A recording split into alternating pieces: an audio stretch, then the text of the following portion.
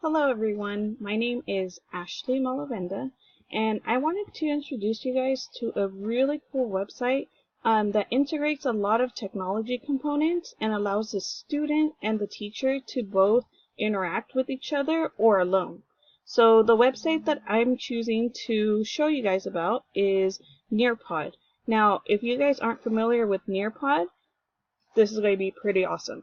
So on the teacher's end, this website allows for teachers to collaborate or create on their own interactive mini lessons that could include anything from virtual tours to polls to draw on your own to write backs.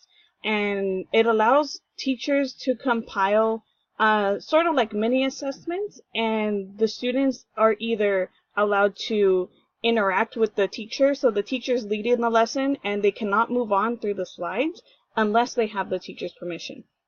Now, the other thing you could do with this is you could allow for a student pace. So let me show you what I'm talking about. So this is a completely free website where you could sign in using your Gmail account. So I'm going to use my APU really quick to show you. And I have a couple of different lessons already saved. So I've already looked through the library or explored, and so I've saved them to my library. So let me show you. So one of the lessons that I have here is a tree trunk lesson. Now, see how I move over it? Now, I could either create this as a live lesson and have all my students who have their technology components, such as iPads or Chromebooks or maybe in a computer lab, and this would be a live lesson that they're moving through as I'm lecturing. Now, the student pace allows me to assign this lesson. Maybe let's say I'm doing small group instruction and I want my students to move around. So I would allow a student pace one. So a live lesson, you would start it up and it's going to generate a code. Okay? So this would be the code. And I could show it on the board, and as the students go, they would enter the code here. Now, see what happens here is when you enter the code, it's going to take you to the lesson. And so it's going to allow students to type in their name. So, for example, it'll say, oh, what's your name, nickname, and then you would send. So if I put my own name, it's going to push me through. And so see how I cannot move through unless the teacher directs it. Now if I go on the teacher's end, I could move through this and it shows me how many students are in my class, what is their name, and then it could show me their name here, and I could move through the different slides.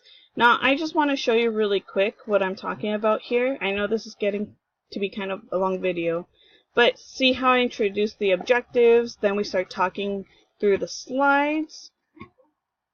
And as I go on, so this would be an assignment, for example, let's go back to the student.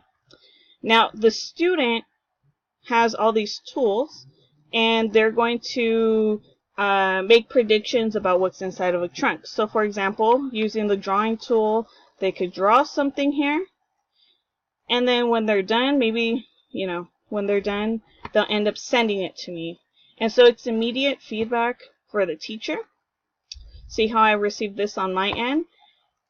And so this allows me to keep track of my students. I'd like for you guys to give this a try.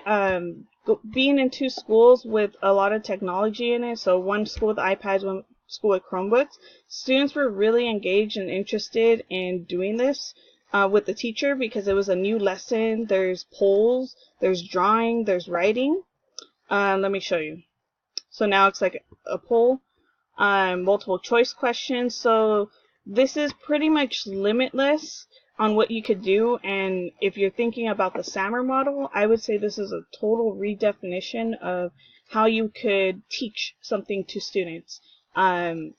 Maybe once a week, twice a week. It's actually really quite fun. And at the end, it would generate a report for you. So I hope I explained this pretty well to you guys, but if you have any more questions, feel free to leave me comments on the forum, and I will get back to try to explain to you. If not, give it a try yourself.